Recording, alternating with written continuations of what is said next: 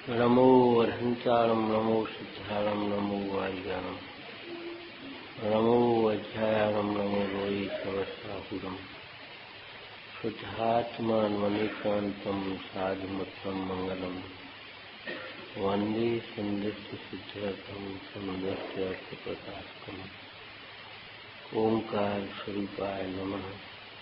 जिनकोद्भूत सरस्वती देवो नमः। रत्नत्रय धारक में स्वभाव साधक अज्ञान में निवारक श्री गुरुवे नमः। परम गुरुवे नमः। परम्पराचार्य गुरुवे नमः। मंगलम भगवान वीरो मंगलम गौतम गणे मंगलम कुंद कुंदाद्यो जैन धर्मोष्ठ मंगलम सर्वमंगल मंगलम सर्वकल्याणकारकम प्रधानम सर्वधर्माणाम जैनम जैत शासनम समयसार जिन राज हैं स्यारवाद जिन वैन मुद्रा जिन निर्गंठता नमो करें सब चैन नमः समय सारा स्वान हो प्याज स्वभावाय भावाय सर्वभावांतर वंदित सब सिद्धे जो मचल मनोगम गजम पत्रे वोक्षाम समय पावन मनमोह पर्याय के समय अब हम अकेले रह गए। अरे भाई तू कब अकेला नहीं था?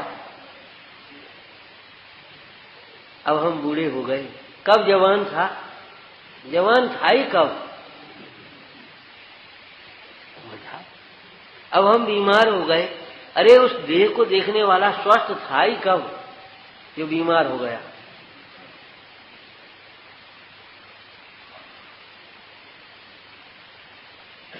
ये प्राप्त पर्याय में तन्मयपना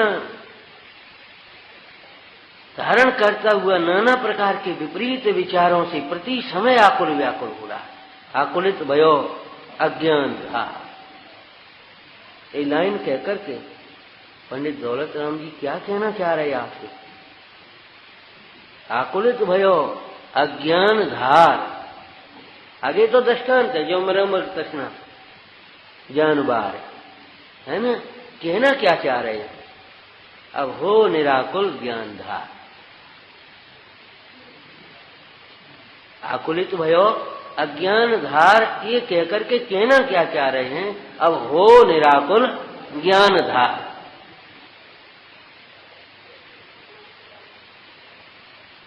अज्ञान से आकुलित हो रहे हैं और उन पदार्थों को अपने इच्छा के अनुसार परिणमित करके निराकुल होने का स्वप्न देख रहे हैं। अब हो निराकुल। छेडाला में से पहले कहा था ना, ताते जिनवर कथित आत्मज्ञान के बिना दुखी हो रहा है और स्वप्न देख रहा है बस ऐसा हो जाएगा ऐसा हो जाएगा, फिर अपने आराम से। ये छोड़ो ये विपरीत विचारों को भाई। पहले एक चर्चा की थी विचारों के संबंध में, ध्यान हो तो।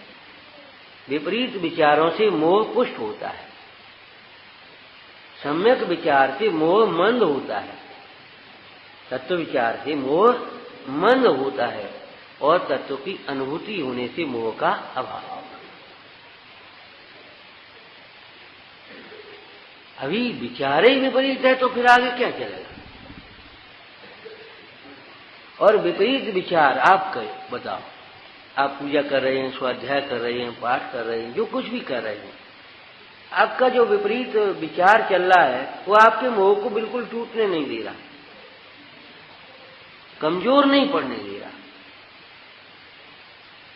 जहां का तहां मजबूत बना रहा।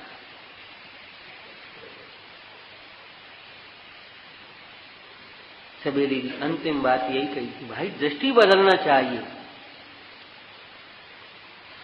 अपने में सिद्धत्व की स्थापना होना चाहिए। कैसे करें ये मत सोचो। अरे भाई दृष्टांतों ने उस शेर को पानी में देख परछाई दिखी और वो समझ गया सामने वाला शेर कहां ले गया? नदी किनारे। परछाई दिखी, वो मैं भी तो ऐसा ही हूं कि क्या है मामला। हमारे श्री गुरु भी तुझे यही तो दिखा रहे हैं। मैं जीव हूं ऐसी मान्यता के बिना जितनी भी मान्यताएं चल रही हैं, विपरीत मान्यता होती है अनंत। यदि समझदार बालक से पूछा जाए 2 और 2 कितने नहीं होते, समझदार बालक से अगर पूछा जाए 2 और 2 कितने नहीं होते, कितने होते ये नहीं पूछ रहे, तो मालूम है वो क्या कहेगा? हाँ, ये नहीं कहेगा 3 नहीं होते, 5 नहीं होते, 8 नहीं होते, 9, कहां तक कहेगा? बस सीधी की सीधा उत्तर 2 और 2 4 होते हैं। 2 और 2 4 के अलावा कितने भी।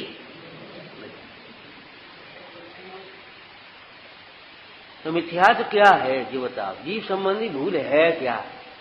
अपने को जीव नहीं मानता, बाद बाकी जो भी मानता है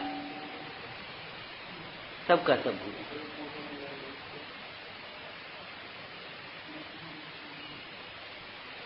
अपने को मूर्ख समझना तो ठीक नहीं है। देखो भाई, दीनता की भावना से कभी उत्थान नहीं होगा। हम तो मूर्ख हैं, हम कुछ समझते नहीं, हम तो मूर्ख हैं, हम कुछ नहीं है। अरे ऐसी दीनता की बातों से क्या काम चलेगा?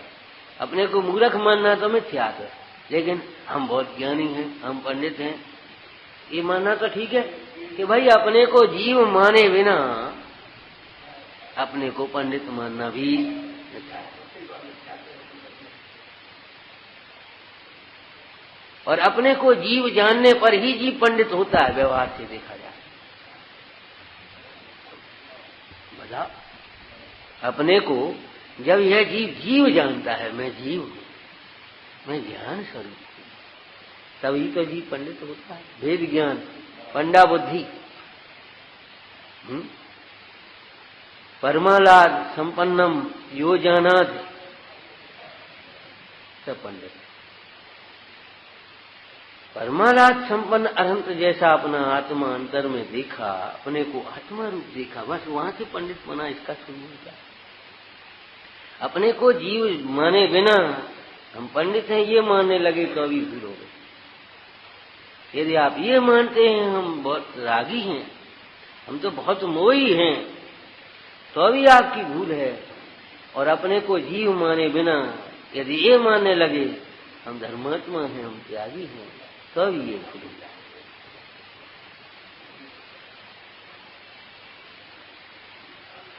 आपको कहा था ध्यान हो तो कि कम तोलना वह भी बेईमानी है, और ज्यादा तोलना,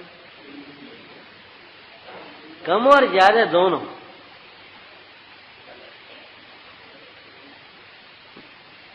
नहीं, कम तो बेईमानी है, ज्यादा तो नहीं है।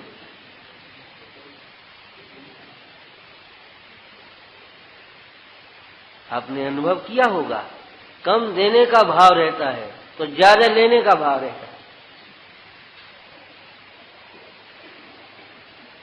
और बहुत से उदार पुरुष होते हैं, थोड़े से भयभीत पाप से, भैया कम न चला जाए, थोड़ा ज्यादा।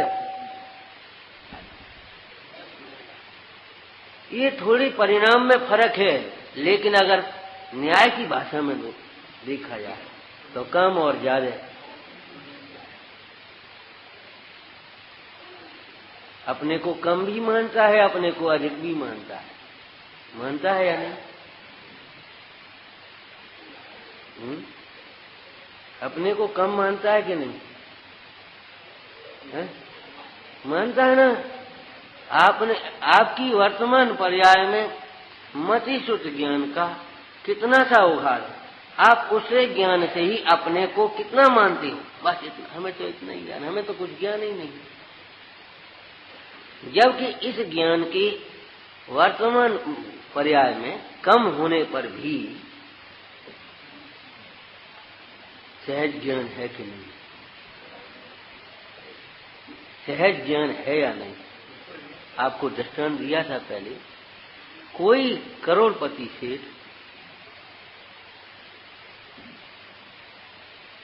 अपनी जेब में पैसा न होने पर अपने को दरिद्र तो नहीं मानता। और कोई उसे दरिद्र नहीं मानता। सेठ जी पूजा करके जा रहे थे घर की ओर, और फल वाला जानता था सेठ जी बढ़िया पेटी आ गई, भाई पैसा तो है नहीं, न तो वो बोलता है और न वो मानता है। मानता है? कोई नहीं मानता। यदि जेब की ओर से देखा जाए तो उसे करोड़पति कैसे समझ में आए? आप अपने को संयोग और पर्याय की ओर से जब तक देखते रहेंगे तब तक आपको ये समझ में नहीं आएगा कि मैं इस जीव अजीब की भूल में एक लाइन और भी आई है। कभी शास्त्रानुसार सच्ची बातें भी बनाता है, प्रसंगानुसार सच्ची बातें भी करता है।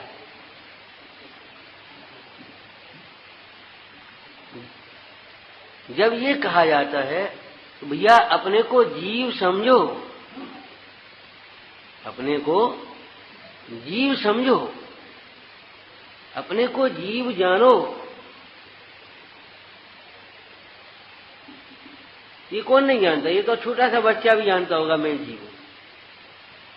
अब क्या कह रहे हैं? छोटा सा बच्चा भी जानता है मैं जीव हूं।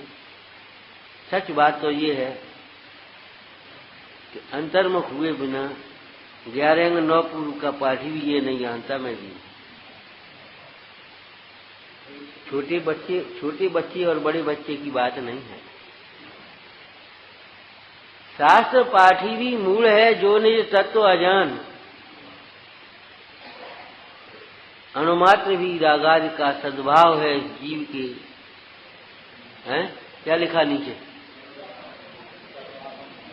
जानता नहीं।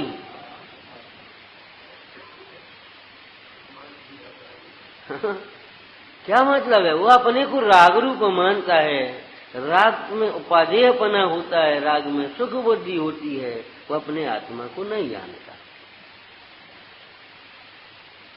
देह आत्मा में नहीं है, कर्मादिक आत्मा में नहीं है, उन सहित मानते ही आप ज्यादा मानते अपने को। और जो अनंत गुण संपन्न, अनंत शक्ति संपन्न है, वो शक्ति संपन्न को नहीं जानते। पर्याय में जितना क्षोभ है, जितनी परिणति है, बस उतने को ये आप अपने को काम मानते।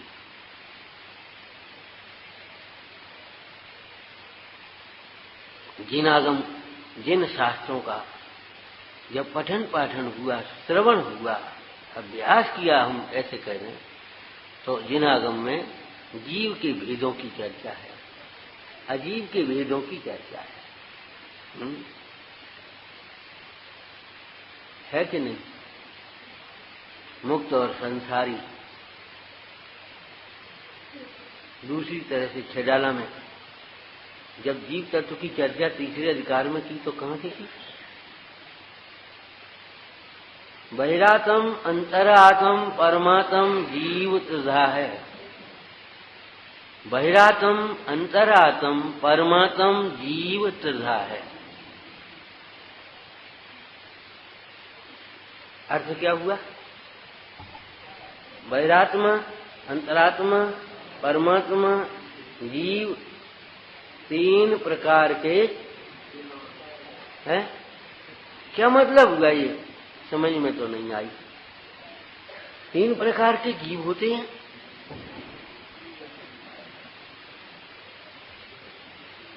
ये कथन तो है, सच्ची बात है, 3 प्रकार के जीव होते हैं। लेकिन 3 प्रकार के जीव का निरूपण अवस्था की ओर से किया।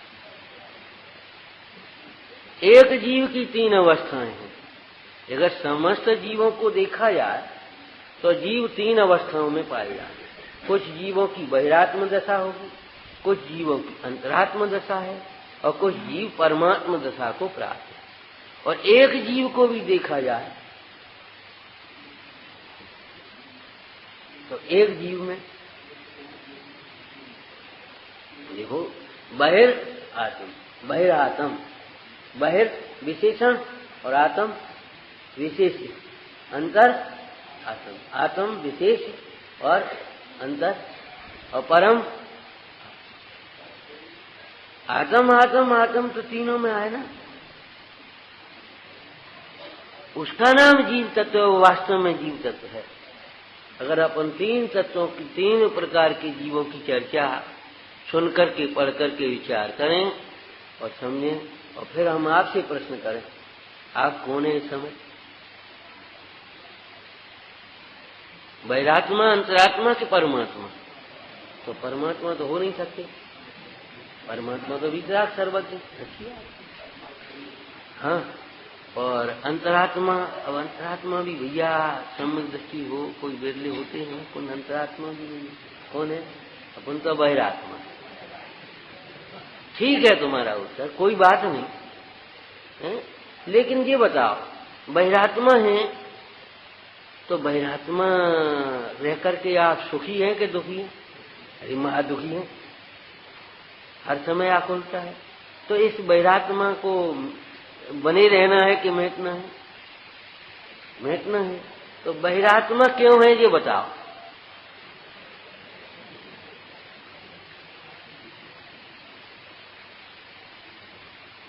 क्या करें साहब, ज्यादा ज्ञान नहीं है इसलिए बहिरात्मा। अब घर गृहस्थियों फंसे इसलिए बहिरात्मा। हम ये नहीं कि उपदेश नहीं दे रहे, हम ये आपसे कह रहे, ये सोच चलते हमारे। हमें कोई समागम नहीं है, समझाने वाला नहीं है, इसलिए हम बहिरात्मा। क्या समझाने वाला नहीं है ये बताओ। अरे सीधा उत्तर है, हम अपने को आत्मा नहीं मानते इसलिए बहिरात्मा। इसका मतलब है हम अपने को आत्मा नहीं मानते हैं आत्मा। लेकिन ये बात हमने कभी नहीं समझी। देखो भाई, अपना दोष छिपाने से क्या फायदा? बहुत से बच्चे हो क्यों भी देख, रात में तो नहीं खाए। अब महाराज क्या कहें, झूठ काहे को बोले, हम तो खा लेते हैं कभी। अरे भाई कोई अच्छी बात नहीं है, हम भी जानते हैं अच्छी बात नहीं है, लेकिन क्या करें, नहीं छूटती। क्यों नहीं छूटती आपको ये बता। आपको जैनत्व का स्वाभिमान नहीं है, आपको जैनत्व का स्वाभिमान नहीं है।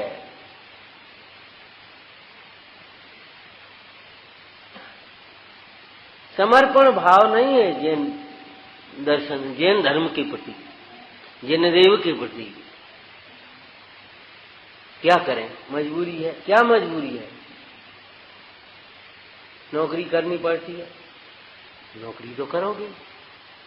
उस दिन चर्चा आ गई वैसे ही, हमने कहा बेटे नौकरी करना है, क्या करना है बता।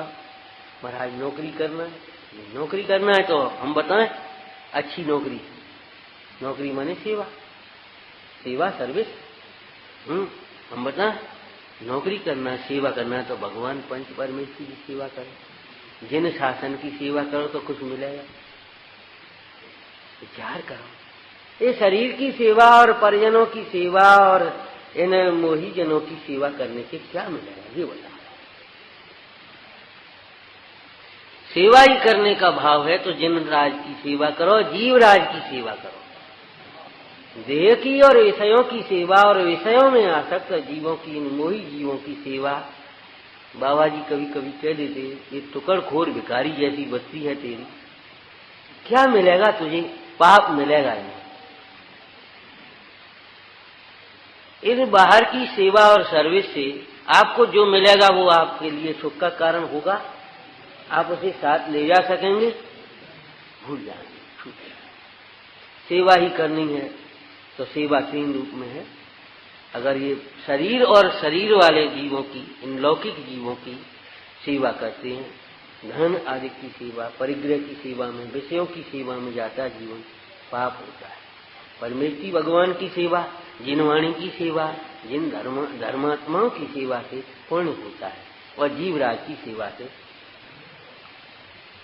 सेवा करना है तो सेवा करने से पहले सोचो। एक अच्छा पढ़ा लिखा लड़का है, अच्छी उसकी डिग्री, हमने कहा एक काम करना, क्यों भाई तुझे नौकरी करनी है?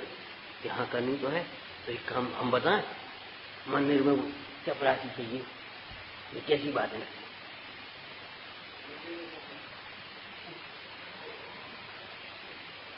आप मजाक कर रहे हो? हम इतने पढ़े लिखे होकर के माने वहां सेवा करने से पहले किसकी सेवा से क्या मिलेगा ये सोच लेता है, लेकिन एक तरफा सोचता है केवल संयोग की ओर से। सेवा ही करना है तो आप जीवराज की सेवा करो, रत्नत्रय की सेवा करो, हैं, जिनराज की सेवा करो भाई, जिन शासन की सेवा करो। और यदि व्यापार करना है तो आप रत्नत्रय का व्यापार करो। हल्के पूरे व्यापारों से क्या मिलेगा आपको? लेकिन न रत्नत्रय के व्यापार, व्यापार माने कपड़े का कर लो, इसका कर लो, उसका कर लो, ये कर लो, ये कर लो, क्या मिलेगा आपको? मानस वाणी और काया से उस व्यापार में क्या समझ लिया, क्या मिला?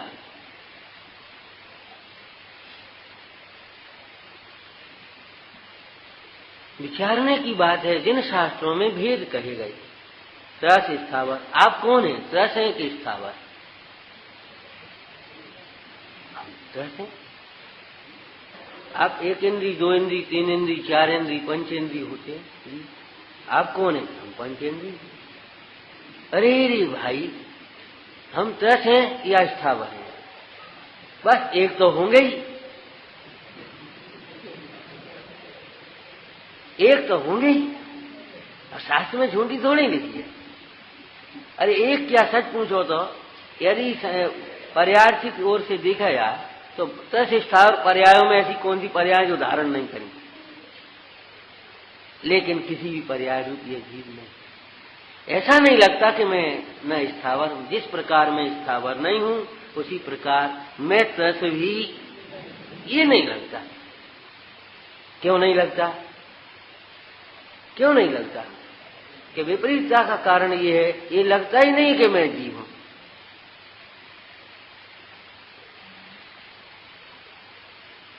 स्थावर का शरीर हुआ तो स्थावर लगता है, मैं स्थावर हूं। त्रस का शरीर है, ये कौन है? ये पेड़ है। ये कौन है? ये गाय है। ये कौन है? ये बैल है। ये कौन है? ये हाथी है। ये कौन है? ये घोड़ा है। और मैं कौन हूं? के मनुष्य। बड़ा भगवान छे, कब समझ में आएगा? सब जीव हैं ये कब समझ में आएगा? अपने में और सर्व जीवों में सिद्धत्व की स्थापना कैसे हो पाएगी ये बता। पूज्य स्वामी ने इस अज्ञान का चित्रण किया।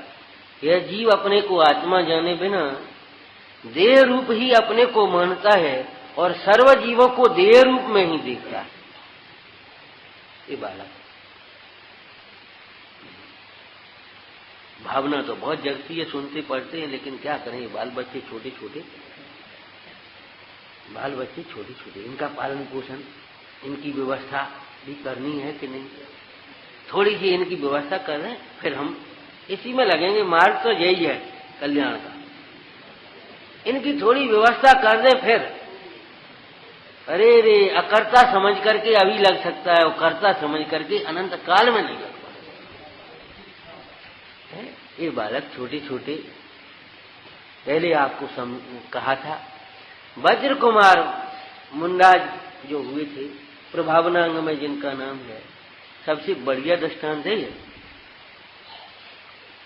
उनके पिताजी मुनिराज हो गए थे स्त्री के छल को देखकर। पढ़ लेना, आज हमने दोहरा रहे। अब दोहला हुआ था आम का और कह दिया, वो दोहला हुआ था जिन मंदिरों के दर्शन का, धर्म की प्रभावना का, और झूठ मूठ कह दिया आम खाने की इच्छा।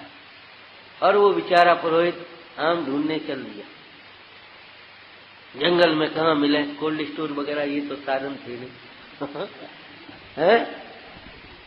एक मुनीश्वर बैठे थे और आम के वृक्ष के नीचे, और आम में वो वृक्ष सफल हो रहा था, फलीभूत हो रहा था। आम तोड़े और शिष्यों को दिए, जाओ गुरुआनी को देना, और विचार करने लगा जिनके सानिध्य से ये वृक्ष सफल हो गया, उनके सानिध्य से मेरा जीवन सफल नहीं होगा।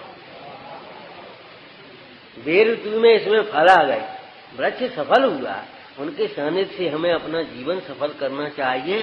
इनके कुछ उपदेश वचन सुनकर के तब जाएंगे, घर आवे नहीं जाए।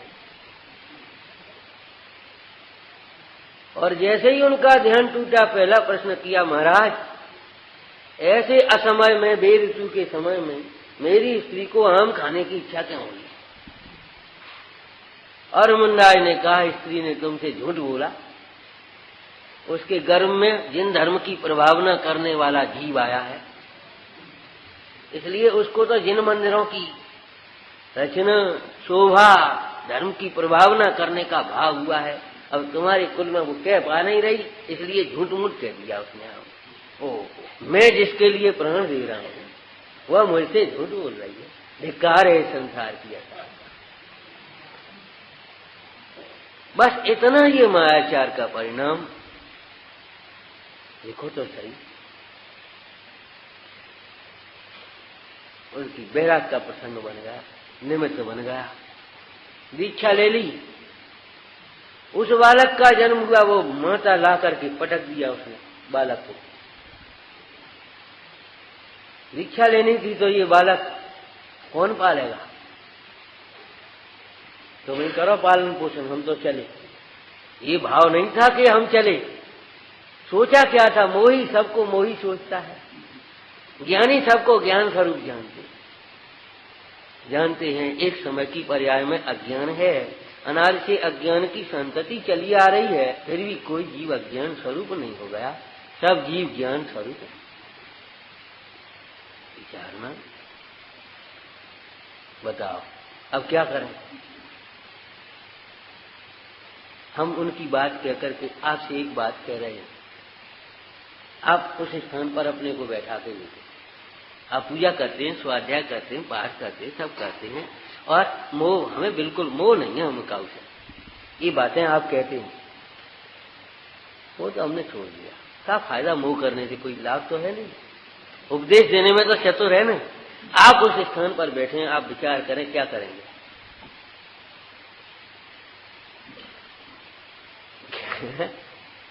यही विचार आएगा कि क्या करें। अब वो तो छोड़ के चली गई है। अब भाई देखो इसको है। लेकिन ये एक दिन अभी का जन बालक, छोटा सा बालक, उसके पालने का विकल्प किसको आ सकता है? जो अपने को जीव न माने। अपने से च्युत हुए बिना विकल्प नहीं होते। अपने में संतुष्ट योगीश्वर को उसके पालने का विकल्प नहीं आया। बालक है तो इसका पालने वाला भी है। और वस्तु स्थिति कुछ और थी, आपको मालूम है कथा से। उसके पालने योग्य उसके घर में व्यवस्था न थी। वो तो विशेष पुण्यशाली जीव था। वह विद्याधर राय आया और उसे पालने के लिए ले गया। तेरे विकल्प अकिंचित कर। आपको ये लगता है इनकी थोड़ी सी व्यवस्था कर दें, फिर हम इस मार्ग में लगें? थोड़ी सी व्यवस्था से पूर पड़ेगी? हे भाई, मति व्यवस्थित करो। हम इनके कर्ता नहीं है, व्यवस्थापक नहीं है, ज्ञाता स्वरूप है जीव। हम जीव हैं, लेकिन हमने अपने को जीव नहीं माना कभी भी।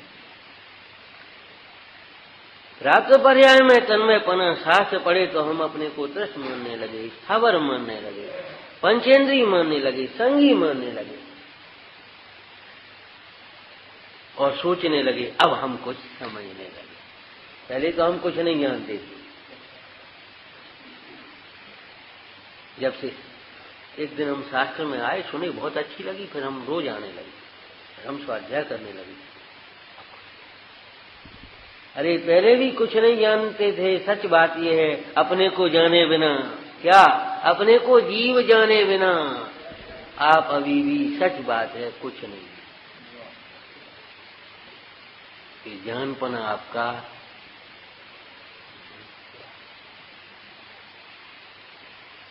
तो बहुत बार तो जिन शास्त्र मिले, जिनोपदेश मिला, तो हम इन व्यवहार के भेदों में की जानकारी करके संतुष्ट हो गए और हम आगे बढ़ने की सोचने लगे। आगे बढ़ो। अरे आगे बाद में बढ़ना, पहले दिशा निर्धारण करो।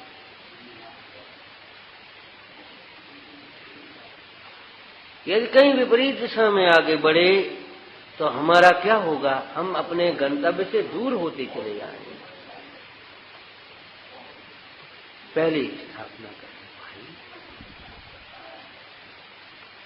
जीव के भेद प्रभेदों को जाना, अजीव के भेद प्रभेदों को जाना। 5 प्रकार के जीव होते हैं, 5 प्रकार अजीब होते हैं, और ये 2 प्रकार के जीव होते हैं, अथवा तो 3 प्रकार के एक विविक्षा से जीव कहे हैं, और उनके इतने इतने भेद होते हैं। जीव के भेद, अजीव के भेद सब जाने, लेकिन अजीव से भिन्न जीव मैं हूं।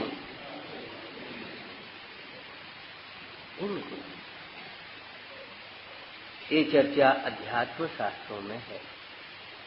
अध्यात्म शास्त्र सुने पड़े बिना हमारी यहां तक गति हो पाई।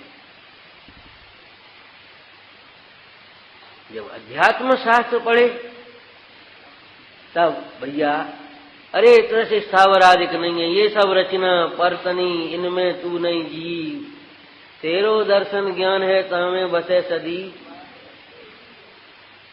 मगन गुण ठाणे 14 हवंत तया शुद्ध नया विणया संसारी। अरे मेरे सब नहीं है, मैं इतने से स्थावर नहीं, नार की तिर्यंच मनुष्य देव नहीं, मैं तो एक चैतन्य स्वरूप हूं। ये बात सुनी पड़ी, देखा देखी कहने लगे अपन भी, और उस श्रद्धा को वैसी की वैसी बनाए रख करके वैसा ही कुछ समय के काल में विचार करने लगे, सुनाने के काल में सुनाने लगे, लेकिन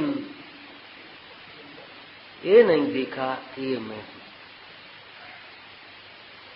अपने से अभिन्न हुए बिना माने अपने से अभिन्न देखे बिना ये परद्रव्य भिन्न कह सकते हैं, परद्रव्य भिन्न विचार सकते हैं, लेकिन परद्रव्य भिन्न भाषित नहीं हो सकते।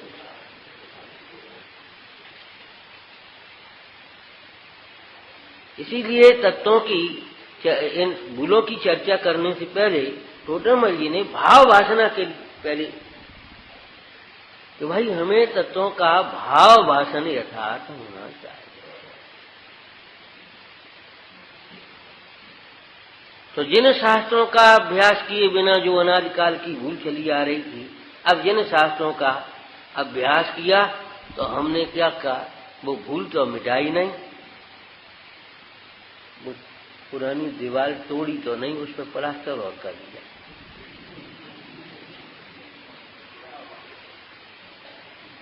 लिखा है ना, देखो। अरे भाई एक नए से आत्मा समान है, ठीक है, सच्ची बात है, निश्चय नए की बात है ये। अब हम ये और सीख गए, और व्यवहार से भी तो है, व्यवहार भी तो है। तो व्यवहार है क्या? व्यवहार है, व्यवहार परमार्थ नहीं है भाई। व्यवहार अवतार है भाई, व्यवहार के लिए है, सच्ची बात है। आप उसे कौन मने कर रहा है?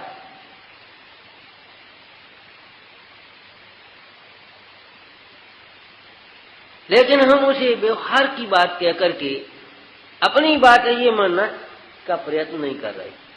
ये व्यवहार की बात है, ये निश्चय की बात है, बस ये सोचते हैं।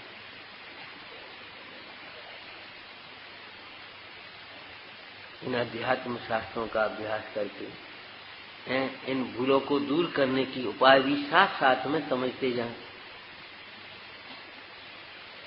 क्यों भूल को जानकारी हमने शास्त्र से पढ़ करके कर ली, लेकिन आप मालूम होना चाहिए मूल को समझे बिना भूल नहीं मिटती, मूल में भूल होती भी नहीं, और मूल को समझे बिना भूल मिटती भी नहीं। जब आप कोई भूल सुधारना चाहते हैं तो आप किसको देखते हैं? बताओ, आप भूल सुधारना चाहते हैं तो आप किसको देखते हैं? मूल को देखते हैं। कोई आप अपनी हिसाब किताब निकालना है, उसमें कोई भूल हो गई तो काय देखना चाहिए? मूल से ही तो देखेंगे। है? कोई फोटोकॉपी में भूल हो गई आपकी, ला भाई ओरिजिनल कहाँ है? विचार।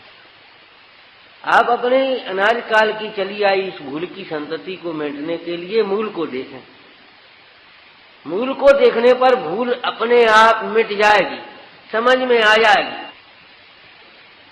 उस सेठ ने भी, जौहरी ने भी उस लड़के को मूल ही दिखाया था। उस कांच को हीरा क्यों मान रहा था? उसने देखे नहीं जवाहरात, उसे हीरा देखा।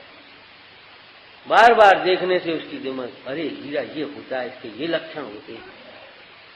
6 महीने बाद बोला कि हमारा भी बिकवा दो। कि हम क्या बिकवा, बेचो, निकालो, बेचो। देखा वो जिसमें तो हीरा का लक्षण नहीं है। ऐसे जिना अध्यात्म का अभ्यास करने के बाद आप ये सोचो इसमें तो मेरा लक्षण नहीं है, इसे हम मैं मान रहे हैं, इसे हम मेरा मान रहे हैं, इसमें मेरा लक्षण नहीं है।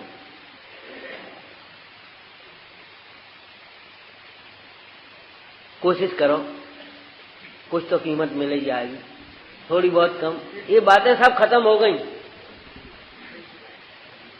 इसमें तो मेरा लक्षण ही नहीं है।